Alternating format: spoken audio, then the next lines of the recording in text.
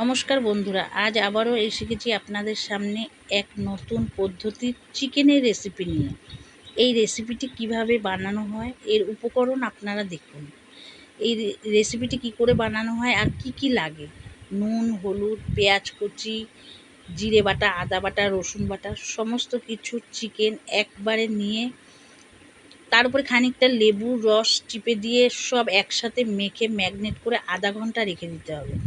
আধা ঘন্টা রেখে দেওয়ার পর কড়াই গরম করে কড়াইতে তেল দিতে হবে। তেল দিয়ে একে একে আলুগুলো সব দিতে হবে।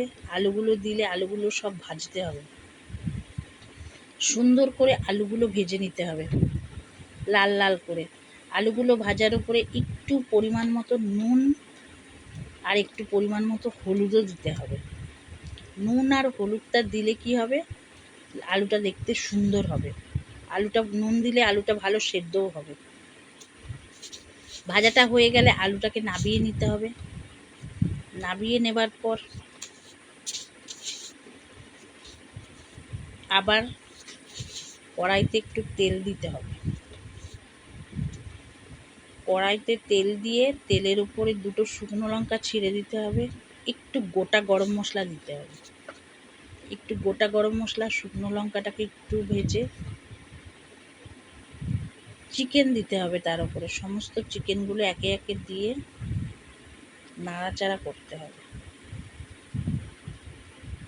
নাড়াচাড়া করে চিকেনটাকে ভালো করে কষিয়ে নিতে হবে।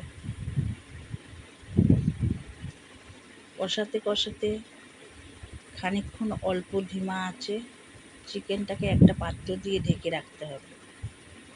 ঢেকে রেখে মিনিট 10 পর আবার ঢাকনাটাকে তুলে সুন্দর করে নেড়ে চেড়ে কষিয়ে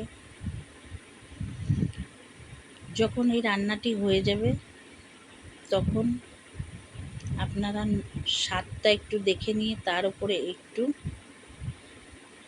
ব্ল্যাক পেপার ছিটিয়ে দিতে হবে। ব্ল্যাক পেপারটি হলো গোলমরিচের গুঁড়ো। গোলমরিচের গুঁড়োটা দিলে কি হবে, দেখতেও সুন্দর হবে, খেতেও স্বাদ হবে। তারপর নামিয়ে নিতে হবে। নিয়ে আপনারা পরোটা এবং লুচি এবং ভাতের সঙ্গেও খেতে পারেন। খুব ভালো লাগে, স্বাদ লাগে। আমার বানানো এই রেসিপিটি যদি আপনাদের ভালো থাকে তবে আমার পাশে থাকতে এই ভিডিওটিতে লাইক, কমেন্ট, শেয়ার এবং সাবস্ক্রাইব করবেন এবং আমার চ্যানেলের সকল ভিডিও পেতে পাশে থাকা বেল আইকনটি প্রেস করবেন।